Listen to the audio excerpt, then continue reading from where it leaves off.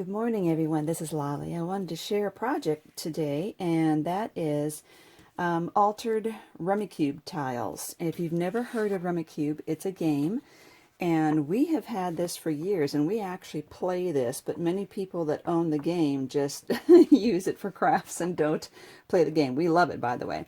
If you can't find this, the tiles for this one are the same, rummy-o. Okay, I'm not sure which one came first, but I assumed that it was Rummikub, but not actually sure on that. The tiles are approximately 1 inch by 1.5 inch. It's not a perfect match, but close enough. So what happened was I had seen these in craft fairs altered, these tiles, and I hadn't decided to get into it, and I'd also seen, they're smaller than domino tiles, and I'd seen a lot of domino art. And if you like, you would like these because they're thinner than dominoes, which are pretty thick. So my friend Amira had a video of how she was using these little miniature gorgeous stamps in many projects she had, and this was one of them. And so she decorated this tile, and she stamped the little gorgeous doll out. I will give you the video link to her video under my video, okay? And so she stamped this out. She edged it with some distress colors, and she put hope, love, and faith in there, and she drilled a hole in it. And then she mailed it to me.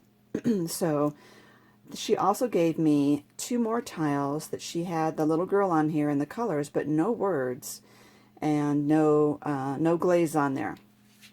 So she had challenged, and she gave me 4 blank ones with nothing on them. So she challenged me to decorate them. So I took the one that she gave me, and I put a chain and a bead on there, and one of those. Oh goodness, it took me a long time to find those. They're called oval paper clips, gourd shaped paper clips, garment pins. So those are really nice to have. Anyway, I decided to make a charm out of that. And then the 2 that she gave me that she had put the little doll faces on but had not glazed, I put Explore on that one. And another bead. This one has this kind of a clasp on it. I was playing around with different kinds of clasps. Here's the back of one of those tiles, by the way. Okay. And this one I turned into a paper clip, and this one I put Gorgeous Friend, and I spelled gorgeous like the real world word gorgeous instead of gorgeous doll. I put a little bow on her here because I decided to cover up the little hole that was drilled into it. And then I made it into a paper clip. So this is using my foam sheet sandwiching method, and I'll give you the link to how to do that. So you see the paper clip is nice and clean in there attached, nice flat back, and I used some silver edging around it. And then she gave me 4 blank tiles. So another one, ooh, number 1. So this one I have a gorgeous stamp too, so I decided to use her. And I just walnut distress ink around there, and I did a little coloring on her, and I used the word discovery, and I used 2 wooden beads on there. Another garment pin at the top. And then this one. Same thing I used, but I stamped her on decorative paper so you can actually see the lines through her face. I thought it was cute, and I put Fun Times on there. Put 2 little beads, and this is a lobster claw on there. And this one, I wanted to do layers on there, so I wanted to put things, I wanted to glue things on top of the tile after the glaze was set. So I actually had, this was a chevron, this piece of paper down here, I don't know if you could see it, but it was black and gold stripes, and when I put the glaze on it, changed the gold into blue, so I decided to glue blue items down here.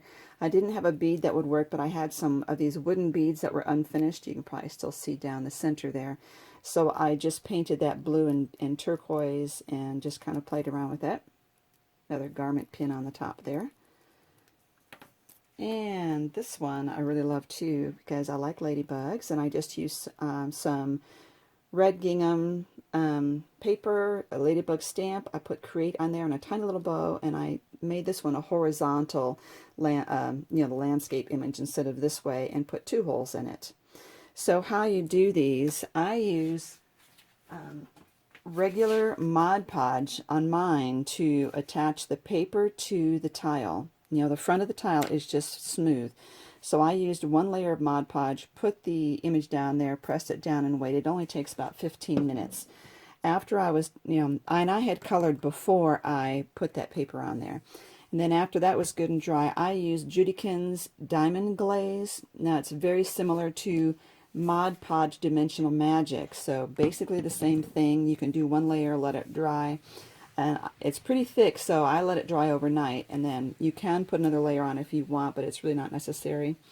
And I only did the top. So what I did was I basically outlined it and then filled it in. It's not on the sides at all. So like I said, these pieces of paper, the tile is not exactly 1.5 by 1 inch, so you have to trim your paper just a sliver smaller than that.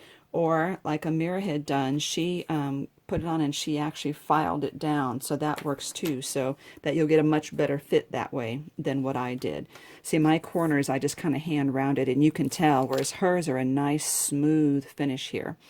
So lots of ideas. Oh, another thing is that glossy accents would probably work too as a nice coat on this. So lots of possibilities.